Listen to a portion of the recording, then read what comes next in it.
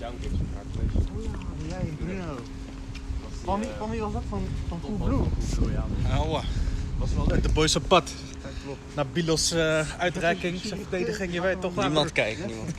Ik kan hem toch terugkijken. Ja.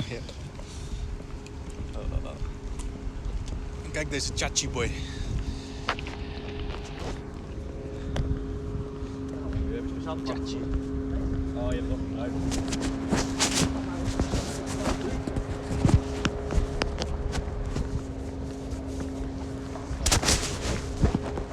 Wat je hier voor je ziet, dat is Rijns Community, LGBTQ.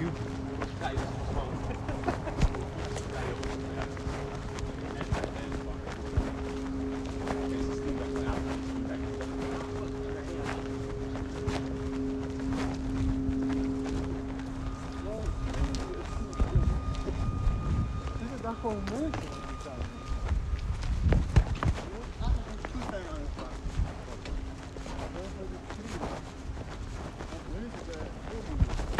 Maakt niet uit.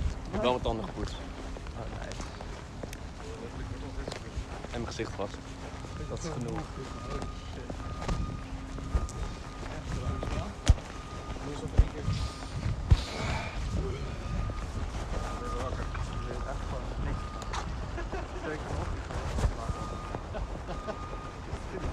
Heb je een beetje geslapen vannacht? Ik? Nee. Nee? Maar ik slaap sowieso niet. Ja. Ik denk dat Ryan en Christian ook niet helemaal slapen. Was een beetje. 4. Ja, ik weet het man. Het was echt een rare man. Maar het was ook warm. Die lucht gaat gewoon mijn huis niet uit. Ik heb lopen zweten op mijn bed, jongen, dat is niet normaal. Oh. Ja, ik ga er scheef ook. Je filmt daarin, hè? Ja, misschien wel. Ja. Tuurlijk, zeg maar wat van. Zie maar even, wat dat is nettere wel schoenen dan ik. Je kan nu... Wat hangen hier microfoontjes en zo? Nee man. Ik kan een schoolzoek hier. Wat? Dan kan je, die stream is toch ook al bij het. Oh ja. Ja, maar er moeten wel mensen aanwezig zijn. Het is leeg. Het is allemaal mooi. Fucking. Ja, al die domme kindjes hebben vakantie. Ga jij nog op vakantie? Ja, maandag. Maar ik doe. Frankrijk. Zo hoe lang? 5 dagen. Toen Liefar, nieuws. Wel leuk. Maar 5 dagen?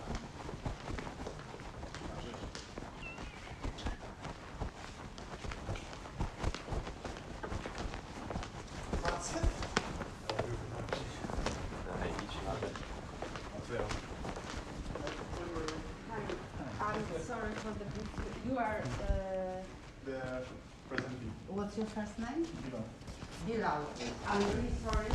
I saw on seen online that it was 2 o'clock. Yeah, I thought the same. They Yes. need to give a date and a time, so I gave them a date and a time, and then they sent me a mail from it's 10 a.m. So I was like, okay.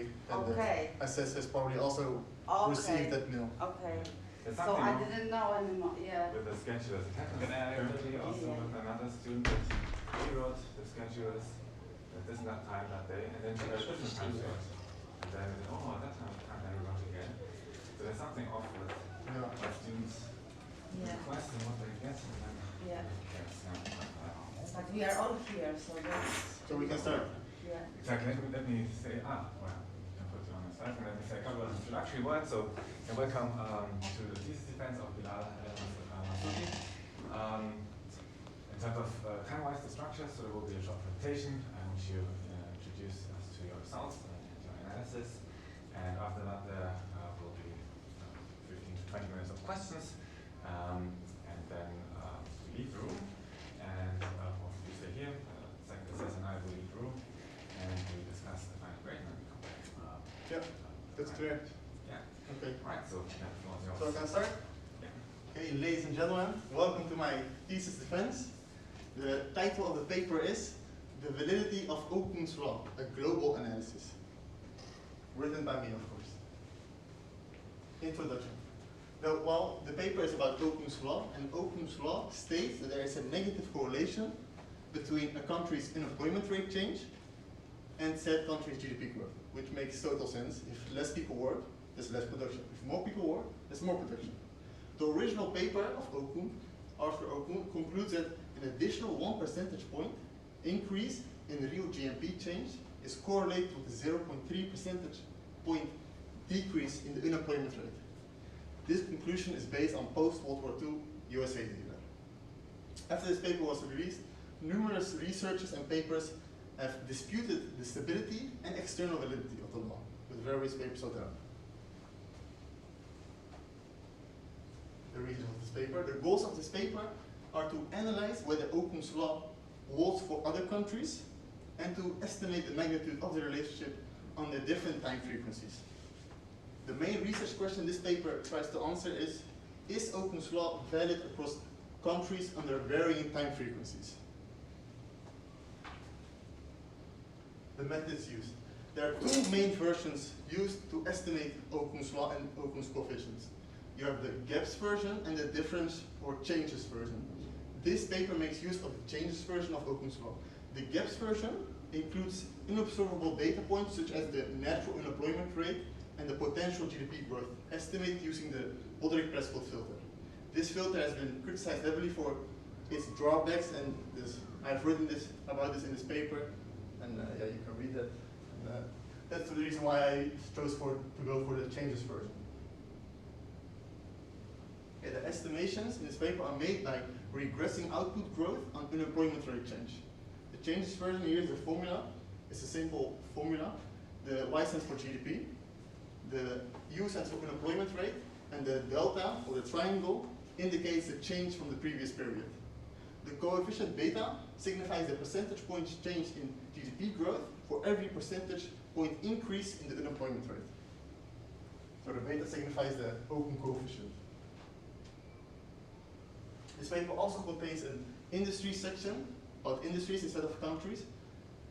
And for that we use this formula. The only difference between this formula and the previous one is instead of using unemployment rate data, we use raw employment, so the amount of people that work. And so we need to use the percentage change instead of the change in unemployment rate or employment rate. This is because we use a different data source, Eurostat, instead of OECD data. So the data for the first formula you saw, we use quarterly OECD data for three groups. We have Western Europe, Eastern Europe, and global countries. The group global countries contains 2 countries, all other continents. On the slide you can see the countries that I use in the data set. There are 35 countries to be precise. The period analyzed is from 1980 to 2020. The data is transformed in order to get 3 different time frequencies. We have the quarterly data set, which has no transformation, since the data comes in quarterly data points. With the annual transformation, which uses the annual moving average, which means that we add the 4 previous quarterly data points, add them together, and divide them by 4. And the 3-year moving average, which means we add the latest 12 data points, add them together, and divide by 12 to get the moving average. This paper also estimates Okun coefficients for different European industries, as mentioned before. For the industry section, this paper regresses GDP growth on employment rate change, so we expect a positive Okun coefficient value. The conclusions of this paper. The overall conclusion, Okun's law holds for most countries in the sample set, and there seems to be stronger and statistically significant Okun relationships for longer time frequencies and weaker Okun coefficients for European countries. The quarterly time frequency findings show us that Okun's law holds for 88.5% of the countries in the sample. The average Okun coefficient for the group global countries is twice as large as the average Okun coefficient for the Western Europe group. A possible explanation for why this is that Western Europe tends to have more skilled labor, which means that workers must be trained for longer periods of time before they can affect production. And thus this results in weaker quarterly Okun coefficients for Western European nations. The annual time frequency findings and the 3-year time frequency findings are quite similar. For annual time frequency findings, Okun's law holds for 97.1% of the countries in the sample. The estimations display stronger Okun relationships at this time frequency when comparing them to the quarterly Okun coefficients. And for the 3-year time frequency, we have the same percentage of countries that show that Okun's law holds for it. However, the group global countries is the only group here that display weaker Okun relationships at this time frequency, the 3-year time frequency, when comparing them to the annual time frequency. Overall findings of this paper: Western European countries tend to have weaker Okun coefficients for all time frequencies in comparison to other world regions. A possible explanation for this effect is that it is caused by the fact that Western European countries tend to be more socio-economically left-leaning, which means that socialist countries tend to react fast to change in GDP and tend to stabilize the GDP growth, for which they have policies in place that aim to always minimize the unemployment rate. So we see less fluctuations and weaker Okun coefficients.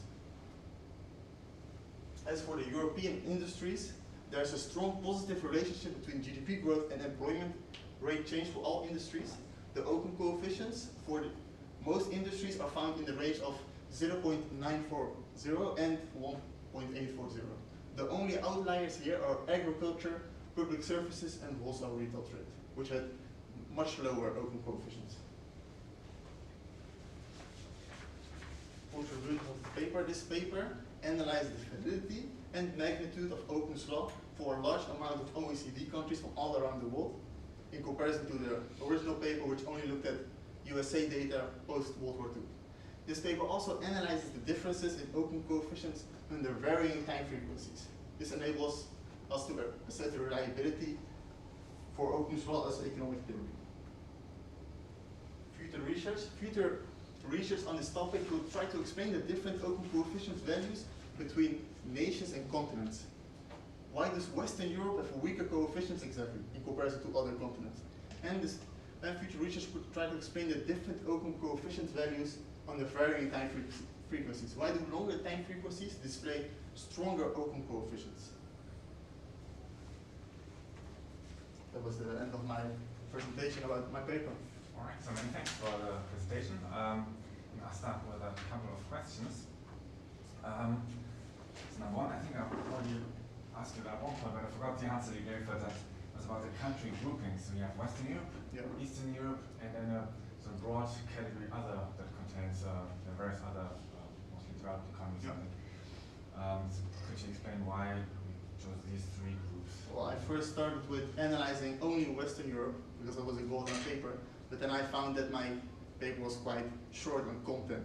There was only so much you could say about Okun coefficients when comparing Western countries with each other. So I thought maybe I could add another continent or another subcontinent, so Eastern Europe.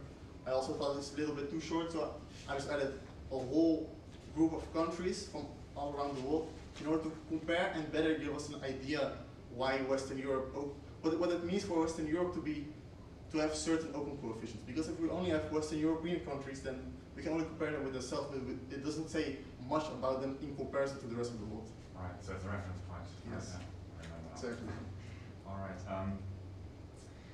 Okay, then, so well, it's nice to see that Okun's law, which is a very foundational for macro use, very commonly that sort of seems to broadly hold across a broad group of countries.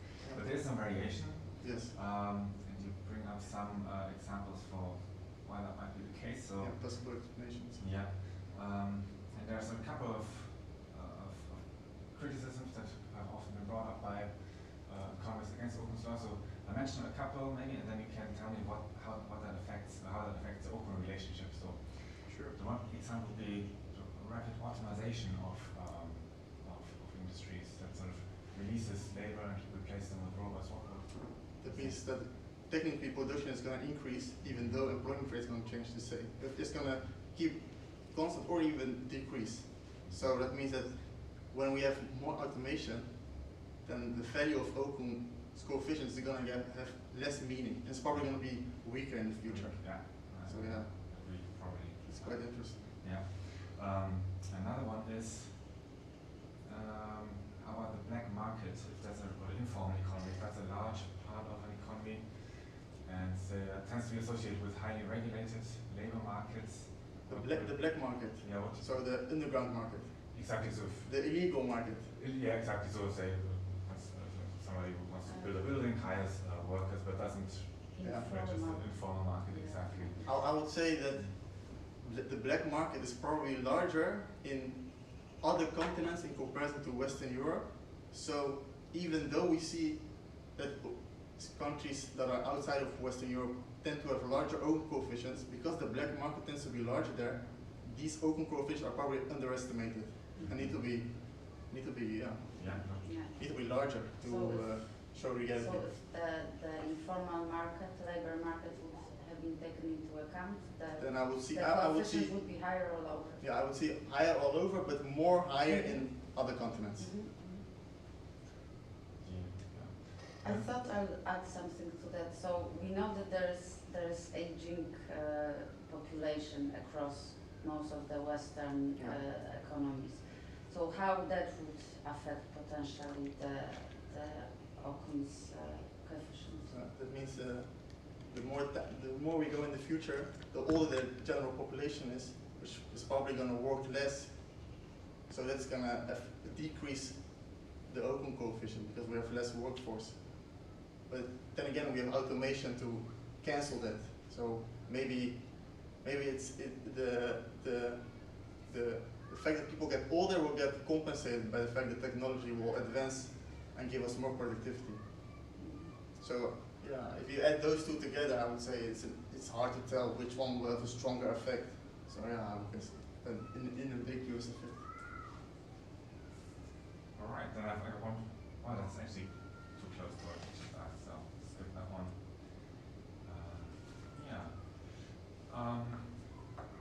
I mentioned that Europe has a weaker relation, and gave an explanation based on. That's more skilled labor, yes. Exactly. The weaker quarterly. Weaker quarterly. So what I would imagine is, let's say I work in January at a new company, but I have to be trained for 6 months. Then I will affect production after 2 quarters. Yeah. So I buy that explanation sort of for a theoretical point, but then if I look at the countries that are in the other group, I mean they're also sort of high-skilled countries, right? Yeah, you have Japan, South Korea. Exactly. So then, which are quite high-skilled, but then again you have countries like Costa Rica and Turkey, which are less. I would say there are more less skilled in comparison to Western Europe. But even then, even if we would compare Japan and South Korea to Europe, to Western Europe, I would say they are equal. And then when you add the other countries again, then it should. So there are some developing countries. So do you have an idea how to measure in the data this high skill, low skill? You need different data points. You need to see which industries tend to make up a large part of the GDP of said country. Because if you think directly about the workers, how would you measure that? You can look at how is employment separated in the country. So if a country is more agriculturally based, I would say that it's a less skilled worker. You have one farmer who is maybe skilled in his job and needs to be trained, but the sub-farmers can just come and go. But then another country which is more into technology and public services, you need to probably be trained for much longer. So you need to access data points which show that the countries that have different, which show how GDP is composed. So that's still a little bit indirect. What if you would like to look at the share of workers who are skilled? So what proxy could you use for high skill? Education? Exactly. That's what you I would say education. used in this literature. Yeah.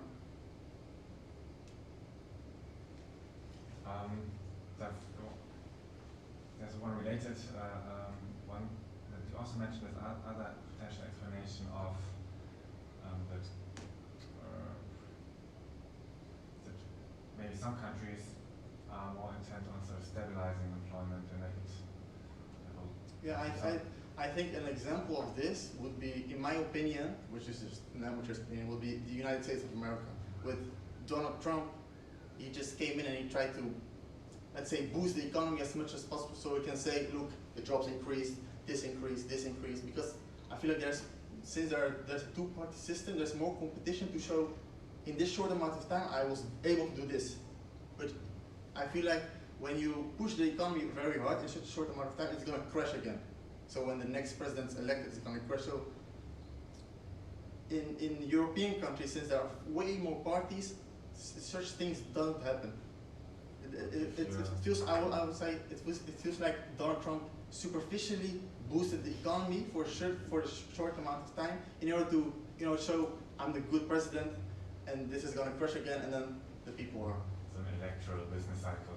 Yes, exactly. And this, I would say, this business cycle is has lesser amplitudes in Western European countries. Okay, that could be that's an interesting one. Can I ask a related question? Is there an economic mechanism that is in place and that is potentially different between, let's say, the Netherlands and the US? Could also explain that? Economic, yeah. I mean, economically, in my head, automatically means politically. So it's called actually automatic stabilizers. okay, yeah. So the unemployment benefits, for instance, and all the help that usually is transferred Yeah. is much better here, and also social help, extra help. So even Yeah. if you work, you can get more social benefits in the Netherlands than in the US. So the fluctuations are also much smaller here. Just economically, it's built into the system, right? We have policies in place that help people who are jobless to Exactly. keep surviving and find a job. And find a job, for Yes. instance, Yeah. right? So in the US, it's less practical. It's more like you're on your own or good luck. Exactly, exactly. Okay, can I ask a few Yeah, I'm on questions? questions actually. So I would like to know one thing.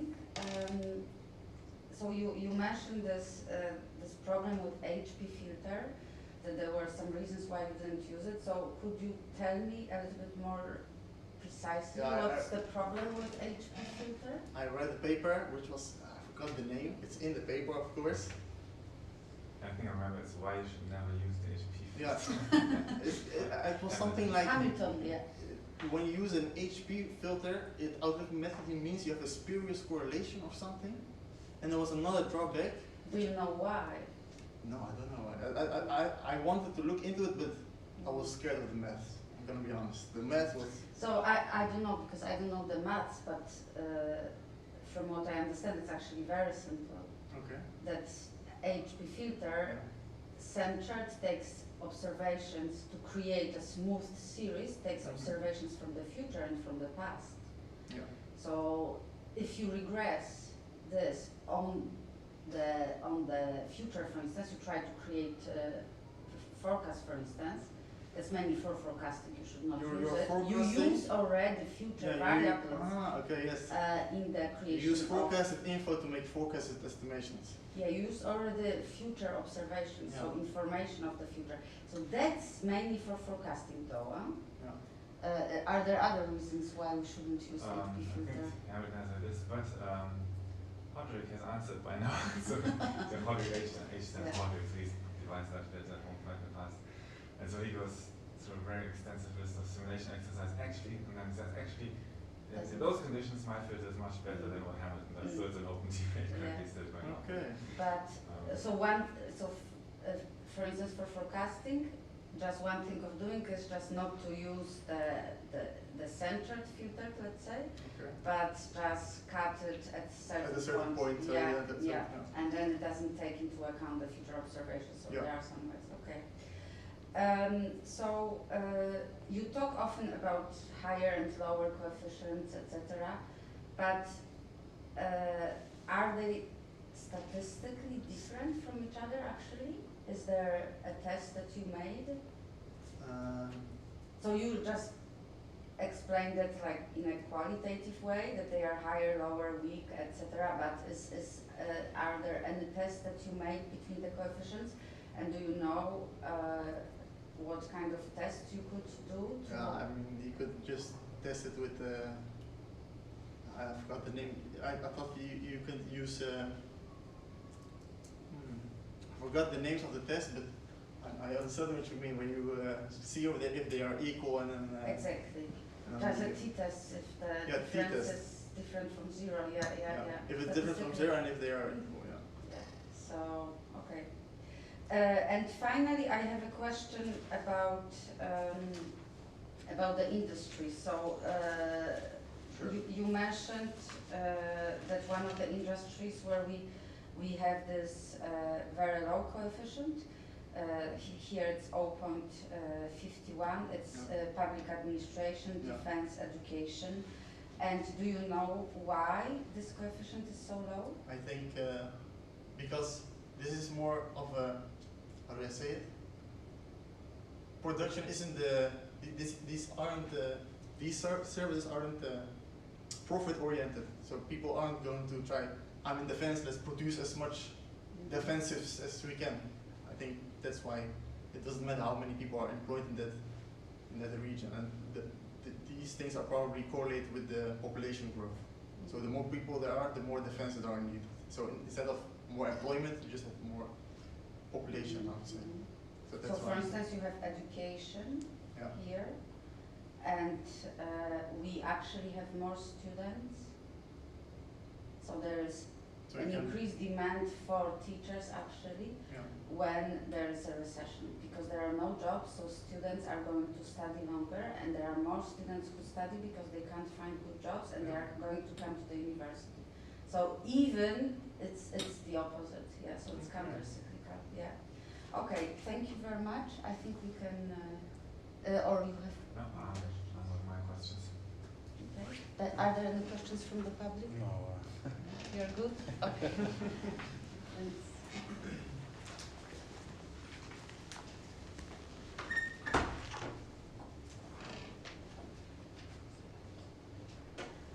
Hoe wordt Okun's law gebruikt om dingen te predicten? Waarvoor wordt Okun's law gebruikt? Om gewoon tegen studenten uit te leggen dat er relaties zijn, dat je die relaties mag dus gewoon alleen objectieve informatie krijgen. Ja. Maar wat doe je daarmee? Daarmee kun je laten zien dat, zeg maar, kijk, dit land heeft... Oké, je kan dingen laten zien. Je kan laten zien dat er verschillen tussen landen zijn. Kan je daarmee ook als land doen? Ja, je kan zeggen, waarom hebben wij zo'n lagere Okun-coëfficiënt als andere mensen? Dat betekent dat wij niet efficiënt zijn met onze employment. Waar zou die formule geen zekernis? Ik zeg eerlijk, ik begreep er 3/4 helemaal niks van. Nee, ik begon pas te begrijpen, zeg maar, die hele formule, maar dan ga ik kort sluiting krijgen, maar toen ze die vraag aan jou ging stellen en jij ging erop antwoorden, dat kan ik gewoon volgen. Als je niet die onderzoeksmethode hebt gehad, weet je, wat regressies inhoudt, dan heb je vrij weinig aan dit. Of ik ga heel diep erin, maar dat moet ik zo lang gaan uitleggen. Toen die gozer vraag ging stellen, toen begreep ik nog wel, maar die vrouw die stelde vragen helemaal wel. Op een gegeven moment over dat HP, bro, ik denk, wat de fuck is dat? Dat is wat ik tegen haar zei, toch? Ze zegt, wat is mijn testketen? Ik heb geen tester. Ik heb geen tester. Dat is precies, ja. Maar, zeg maar, die I is GDP, toch? Yes. En dan zeg maar, de delta I, dat is dan zeg maar het verschil en dan in een jaar of zo? Dus gewoon percentueel verschil? Dit is werkloosheid. Als dit omhoog gaat, wat gebeurt er met dat? Dit, zeg maar, je ziet hier, deze ding, maar uiteindelijk is het gewoon GDP groei. Ja. Oké, deze gaat omhoog, wat gebeurt er met omlaag, toch? Ja, omlaag. En dus wat betekent dat? Dat betekent dat beta een negatief getal is. Ja, precies. En alpha en epsilon. Dit is een constante en dit is zeg maar de error-term. Deze moet, want je hebt dan voor elke datapunt heb je dan een bepaalde error-term. En als je alle datapunten bij elkaar telt en al die error-termen bij elkaar telt, dan wordt het eigenlijk rond 0 te komen. Dus dit is eigenlijk 0. Ja, het voor gezamenlijk, ja toch? En dan dit is de constant, dit is zeg maar, stel je voor werkloosheid is 0. Wat is deze value dan? Want dan is, dus al is werkloosheid 0, dan is er nog steeds een GDP-groei. Snap je? En dat is dus een constante. Ja, dat was ook maar bij die opdracht van mij, van wat zou er gebeuren als employment rate 0 is, dat vroeg hij ook, maar ik was er niet op ingegaan. Ja, dus als je dan een regressie showt, dan zet ik deze op 0, dan heb ik een antwoord op die vraag. Ja, maar die formule is niet perfect, toch? Het was 97%.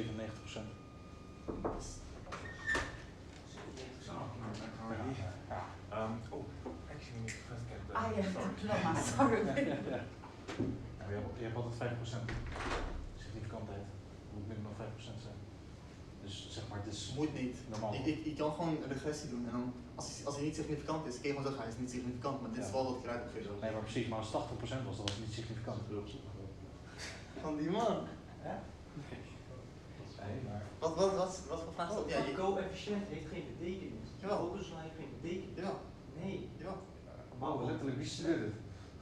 Slechte, weinig werkloosheid wil niet betekenen dat GDP omlaag gaat. Nee, klopt. Er zijn heel veel factoren die er iets mee te maken hebben. Klopt wat je zegt. Ja, dus... Dat is gewoon een versimpeling. Maar wat doe je dan met het... Wat doe je dat is het probleem met wetenschap.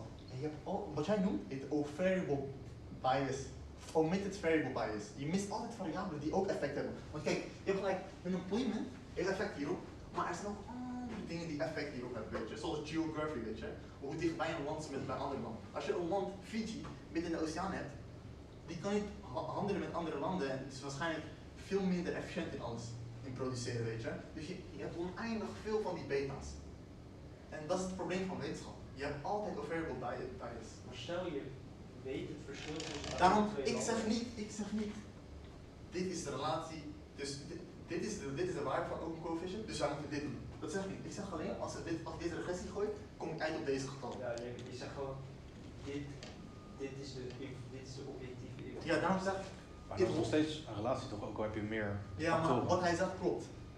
Nee, maar je hebt wel andere variabelen, maar als je die allemaal hetzelfde hebt en alleen employment rate gaat zeg maar variëren, dan klopt het in principe wel, toch? Ja, kijk, maar dan is het zeg maar inbegrepen in die alfa. Kijk, ja, wat hij zegt klopt. Het zit inbegrepen. Al die andere variabelen zitten hier zo in. Ja, oké, maar mijn punt is, als je weet dat twee verschillende landen verschillen in coëfficiënt en je weet waardoor het komt, Ja. wat ga je doen? Dan kan je zeggen, oké, we moeten dit aanpassen. Zodat wij dezelfde, want uiteindelijk is het gewoon efficiënt. Maar wat wil je bereiken door dingen aan te passen? Wil je dat... Evenveel dat we, stel je voor, dit is 5%. En één land, allebei de landen is 5%. Oké?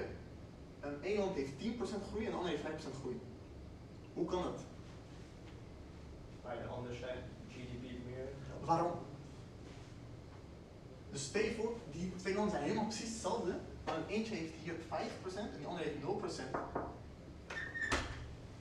So, hello. This time it's for real. No, for real, yeah.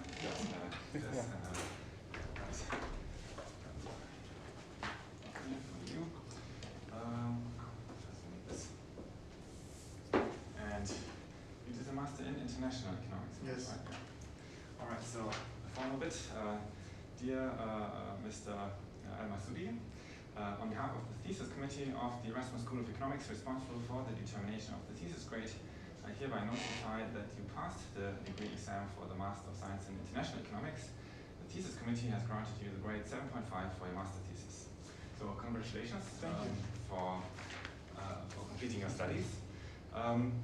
This is the document Yes, that you need. So maybe congratulations. yeah, Thank you. exactly. First, congratulations. And a few words on how we arrived at the final grade. So Sure. number one, I found it one of the more interesting theses I've got to read this year. That's because it's dealing with such a fundamental part of macro.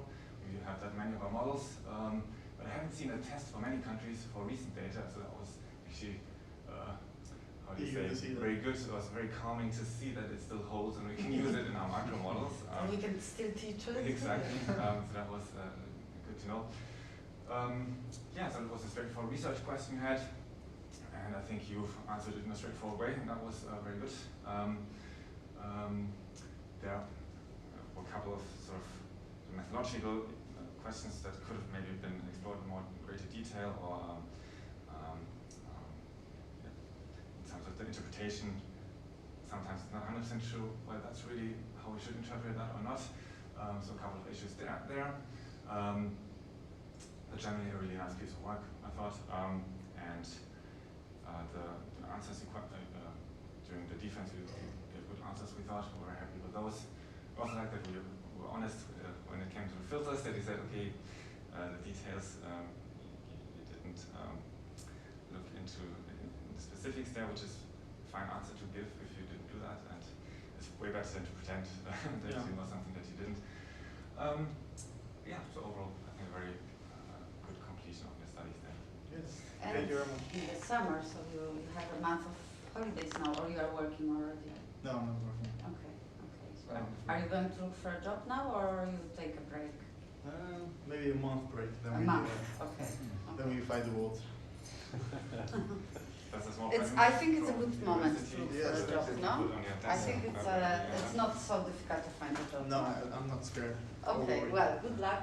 Thank you. Yes, and Ah, yeah, enjoy your day. The writing is always very good. I already read your bachelor thesis. Did you practice that specifically, or is it just talent you just? And maybe it's talent I The don't writing know. where you have to think about doing something. I use with the all writing. kinds of sites to find synonyms and Oh, so Alright, you that do shows, spend time yeah. on that. Okay, Idioms, so yeah. that's yeah. So Okay. I practice, I guess, English. Yeah. Is that yours? Oh, that's my guess. Yes. Okay. Thank you and have a nice day. Yes, thank you. Have a nice day. Bye-bye.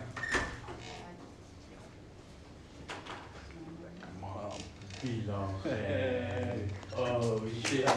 Oh. Is dit er?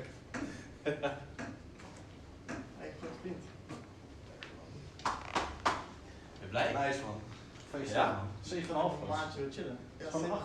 Dat is gewoon 8. Dat is gewoon cum laude man. Het is dat we weg zijn. Ik heb niks gedaan! Gewoon een 8 maat. Bijna al, toch? Of ja, als het afgelopen 7,5 is 8. Respect. Maar wat vonden jullie van de onder? Ga je naar mij filmen? Huh?